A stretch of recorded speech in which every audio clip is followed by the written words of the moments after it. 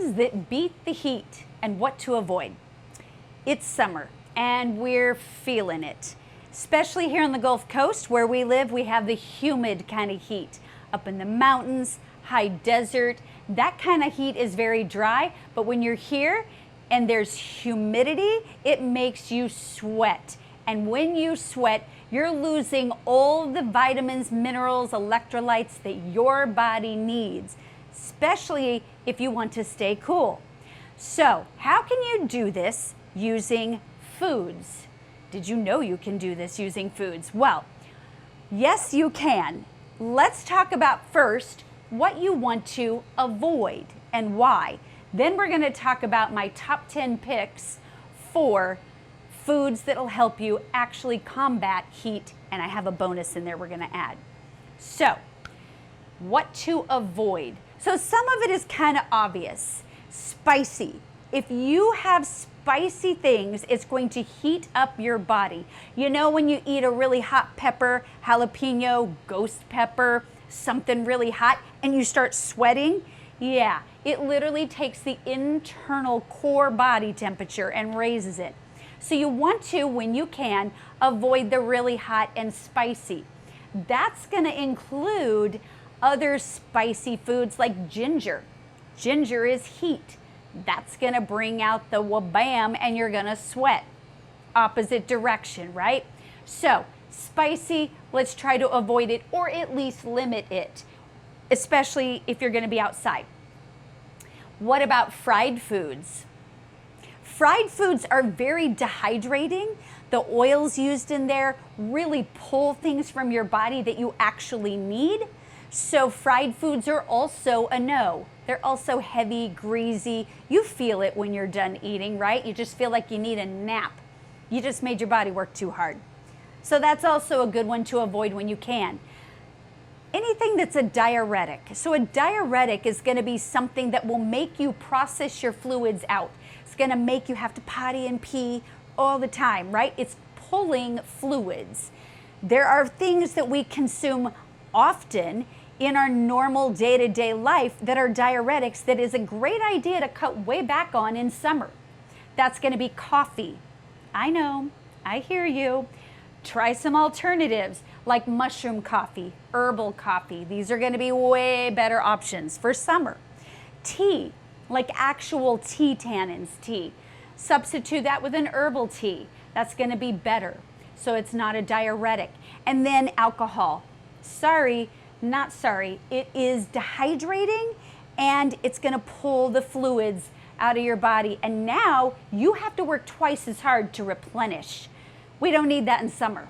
So those are better to at least reduce. If you're going to be drinking alcohol, tea, coffee, try to do that when you're inside in the AC so you're not adding the outdoor hot to go with it.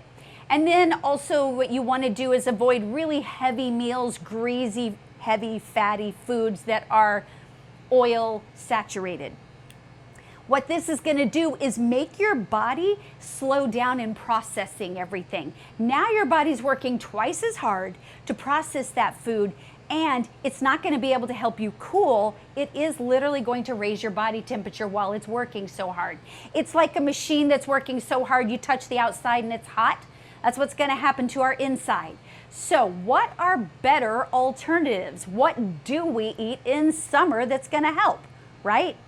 So I have my list of top 10, but in general, you know that you want things that are more raw. Very much so helpful than cooked and heavy and greasy and fat. Generally speaking, when people cook foods, it's going to have oils and now it's going to make you hotter.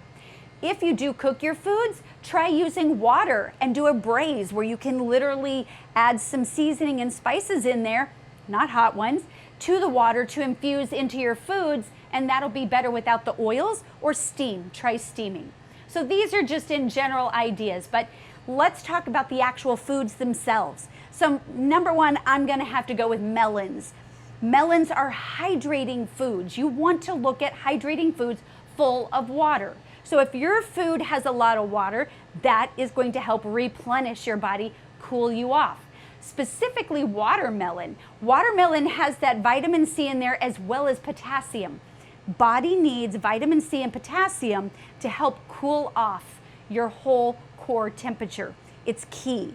So that's probably my number one pick. I'm gonna go for number two. I'm gonna say cucumbers of any and all kind. There's lots of different types of cucumbers you can go with, but they are full of water, and that is what your body needs to replenish. It's not just water, right? It's water with good nutrients and vitamins in there, and that's even better. So here's one that may confuse you: celery. Celery is high water content, hydrating. It's also a diuretic, which confuses people because didn't I just say not to do diuretics? Here's the thing about celery. It has fluid to add to it, and it's got potassium in there. Now it's going to help with absorption of retaining things to cool your body core temperature. Celery juice, also really good way to get that in you. It's a good option. Number four, I'm going to go with tomatoes. And you can do any type of tomato. There's so many different tomatoes. This is why I love summer.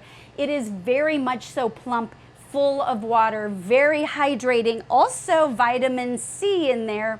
Again, gonna help you retain what you need to cool the body. And then of course you're getting all the other things you need in there, like lycopene and things you need for your body anyway. So number five, I'm gonna go with cauliflower, and this is more Chinese medicine. Traditional Chinese medicine will teach us cauliflower and broccoli. That's my number 5 and 6. Those two together, believe it or not, steamed, amazing. They have the right nutrients. They have vitamin C in it you may not be aware of, and the things that are gonna help you hold on to the water in your body so that you can cool off better, right? So number 7 is going to be leafy greens. What kind of leafy greens? Any type of leafy green, but the darker the leaf, the better. So that's more like collards, kale, chard, spinach. This is why those grow in summer, right? It's going to help you. Arugula, a little bit of a spice, but these are going to help you when you have dark leafy greens. If you do lettuce, yes, because it's full of water, but you want it darker leaf, so either a dark green lettuce, a red lettuce, or even romaine is going to be a little more hydrating. Those leafy greens also have the potassium in there, especially the darker leafy greens like collard and kale and chard.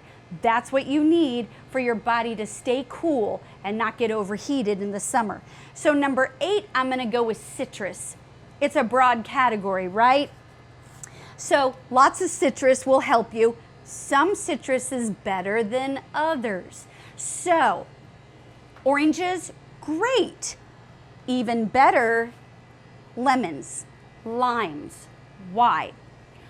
Oranges and citrus that has high sugar, sugar's dehydrating. That's actually going to go on your things to avoid when you can or eat less of. You don't want to rob your body of all those minerals and vitamins. You want to replenish. That's what you're after.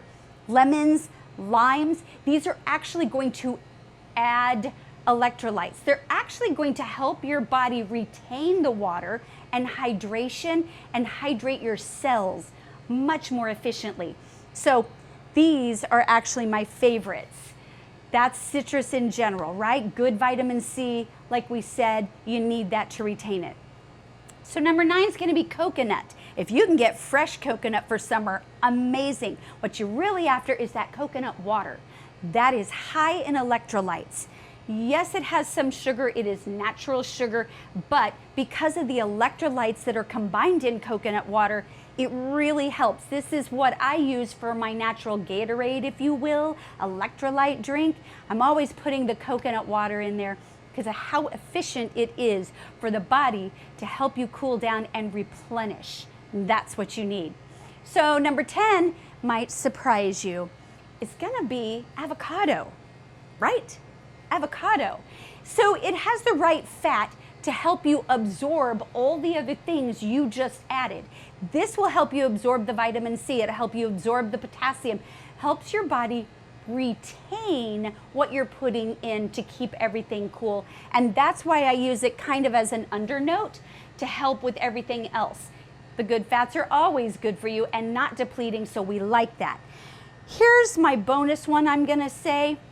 Aloe vera. So aloe vera fresh, if you can get the gel, amazing. It's very cooling for the stomach, very cooling for the inside of your body. But if you can't, you can get the liquid and the juice itself. You don't want tons and tons of it. If you do too much, you're going to be living in the bathroom and the bowels are going to empty.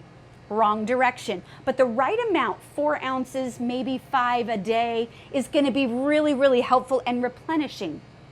Again, when I go to make my own electrolyte drink for the summer, this goes in there. Not in large amounts, but I absolutely put it in there along with my coconut water, and I'm adding my vitamin C type drinks in there that have no added sugar.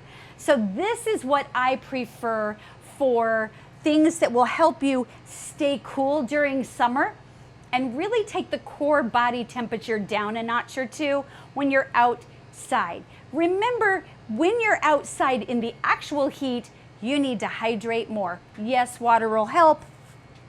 Add some lemon or lime to that water and your body will thank you. So hopefully this helps you get some ideas of how to stay cool in summer. Thanks guys, because remember, natural healing is totally doable.